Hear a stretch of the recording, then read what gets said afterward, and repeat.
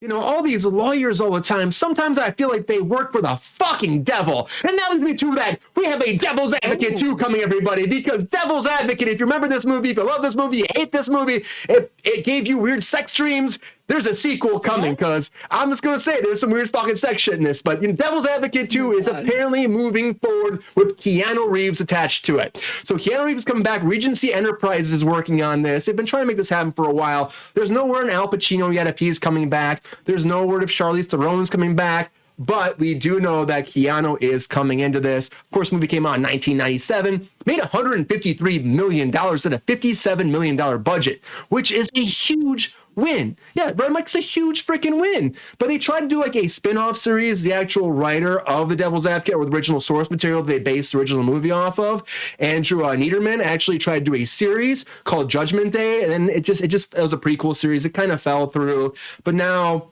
they're moving forward with the sequel. And the idea is that it's going to continue. We're going to have some Keanu back, and people are going to probably love to see what happens with the devil and his son afterwards. And I know there's a couple people that really want to talk about this. So I'm going to see here. Let me look this way. I'm going to go with, Lin's back. So let's go with Lin first. Lin, what do you think that The Devil's Advocate 2 is moving forward? Are you excited? Are you stoked? Is this a project you've been waiting for a long time? What do you think? I think Eddie Bazoon. I got to say it first. Special creature. Oh my gosh. Okay, so I don't know how I feel about another one coming out. I just really wanted to talk about Devil's Advocate because it is one of the best movies of all time. I do not know if it's actually a good movie. Probably not. But it is like one of the most watchable movies like ever. And for the longest time, how I knew I was in a hotel is if Devil's Advocate was on TV somewhere. Like, it is so good. Oh, and yeah. So good. Flawless, and it's weird. It's like, Extremes. It's extremes and like the scenery chewing and just like it's all over the place. It works on like when they edit it down for TV, works just fine. Then it works in the full view. It's just so good. The hair, Charlize's hair is amazing. Like, why did she never bring back the perm? It was great. Everything about that movie is so over the top and extreme. It is like one of the most watchable things ever. I could any day of the week, I just put it on the background and I'm good. So I do not know how you do this without Al Pacino again. I think that is like the biggest thing. If he's not there again, I don't know if I can help being disappointed. You know, I don't think that no matter how good a non-Pacino devil is, I think that the Pacino monologues were just like really what like brought Devil's Advocate home in the first one. It was the, cherry on top. And without that, I don't think it's quite the same. So yeah, I'm super excited about it. And I'm just glad that I got to talk about Eddie Bazoon before you went and called on Mike.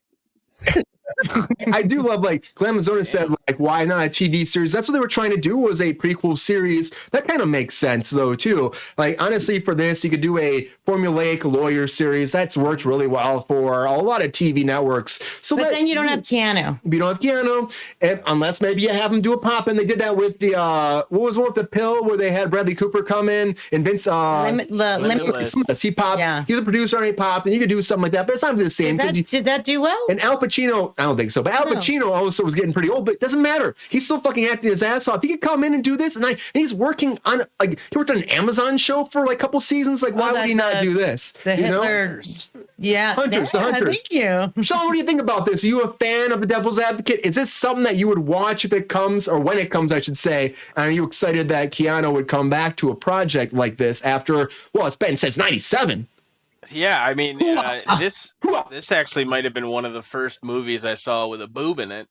Think about it.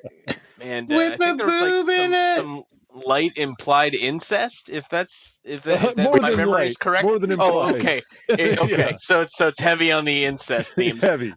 Interesting. Has anyone seen Game of Thrones? 97. I think I remember this movie the most, though, because of Keanu Reeves' ridiculous accent. So hopefully that'll come back. So great. Yeah, but like I don't know. I'm of the age and of a generation that conflates a lot of Al Pacino's movies with just big ass. So like I know that wasn't in this one, but if you can have a kid, the guy can still act. That's what I think. Word Is up. the law of the land. So put him in it. Give Keanu something to do, and yeah, let's see some more things. I think I remember some like cool special effects or things like. I don't know. The I'm trying fire to think special back. effects were awesome. I'm conflating this with Blade end. for some reason too. Yeah, the morphing wall, Mhm. and then the people were like wax, but also dying in fire. It was Pretty good for 97, yeah. I didn't hate it. I didn't hate it. Pretty cool for 97. Yeah. Mike, I'm gonna get your weight. Sabrina, what do you think about this? Do you think that is this a good idea, a good concept moving forward? We're gonna continue a series. Should it be The Devil's Advocate, or should this be left back in 1997? I mean, I agree with Lynn that I love this fucking movie. I also love Constantine, which I like. I feel Look like at Constantine. Yeah, Great, underrated. so underrated. Huge. and Tilda Swinton fucking killed that shit in Constantine. Ew. He smoked 84 packs of cigarettes a minute. I mean, I don't know. I just loved everything about that. I love everything about this. Like, I agree with Lynn with the Al Pacino thing. Like, it's kind of gonna be a little bit weird. This is Charlize Theron's like debut. She like rolled into town like as a model and was like, I'm gonna be in a movie. And look at her now. She's fucking killing it. Okay, so I feel like I don't know. I also am obsessed with Keanu Reeves. I think he's amazing. And John Wick is my favorite action fucking eye penis of all time.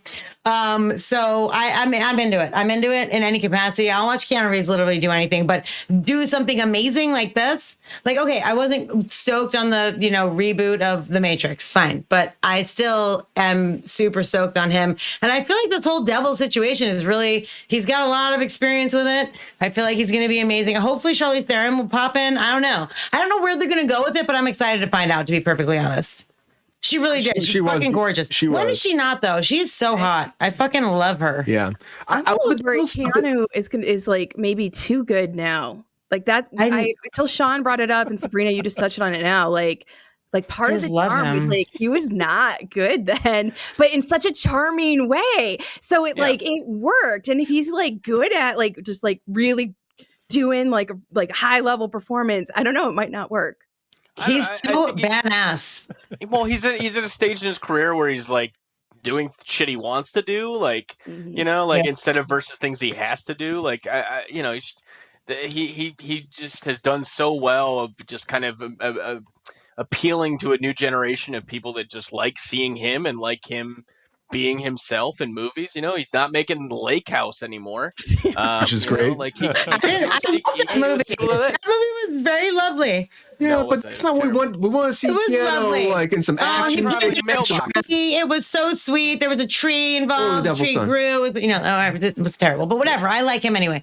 I liked him in fucking Parenthood. I liked him in Bill and Ted's Excellent Adventure. Like, people always shit on him, and I feel like he is finally like getting the respect that he has deserved. Not me, Sabrina. I defend him every day of my life. Whenever people talk shit about him, I get very upset. And I just want to really quickly. I'm sorry. Same team. Colossus Rex. A sequel is never, ever going to be able to replicate the fucking original. But since it's so far away, so far removed, I feel like there's hope. And honestly, another light, quick note. Keanu Reeves is one of the nicest people on the fucking planet. I said this before on the show. He waited online in the fucking rain, like at his own premiere in New York. Like, that's ridiculous. And then when he got to the door, the people were like, why didn't you come up here? And he was like, well, everyone else was waiting. I thought I should wait too. Like, he's that kind of person. And that's awesome. He is a fucking awesome human being. So I support him in all of his endeavors. I will go see anything that he does. And also, once again, John Wick, my favorite action IP in all the world. So Sabrina's favorite IP. I am in. Mike, what do you think? You support Devil's Advocate too? It was disappointing, girl, by the way. Are you super excited that this story came up today, this is moving forward? And does it make sense that Keanu would come back to this franchise? Well, this movie could be a franchise. I guess when there's two, isn't it a franchise, right? Yeah. We're making it a franchise. Sounds like it's franchise, yeah. Brian, you know we'll have the to answer look to at the that legal question. definition of franchise. Come on. Is 3 a franchise? I think 3 needs to be 3 franchise. is a franchise. Okay, I'm sorry. 2 is a couple, 3 is a crowd. My bad. It's a hopeful gaze into the future to a maybe franchise. Let's first things first, Sean. Keanu did not have to do this movie. Okay, Word up. He gave away a fair portion of his compensation to Dustin Diamond or Al Pacino to pay for Al Pacino's portion because he had demanded a higher quote, and Keanu Reeves wanted to have him on board. Yeah, really? Yeah, so he wanted.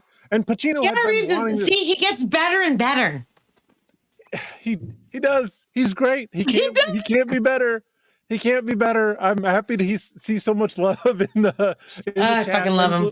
Like I was saying, Brian knows the answer to this question because when he talked to me last night, I said, Brian, oh, you gotta have us on the show tonight. Like we're so excited. We have such strong opinions. 1997, when this movie came out. That was when I graduated high school.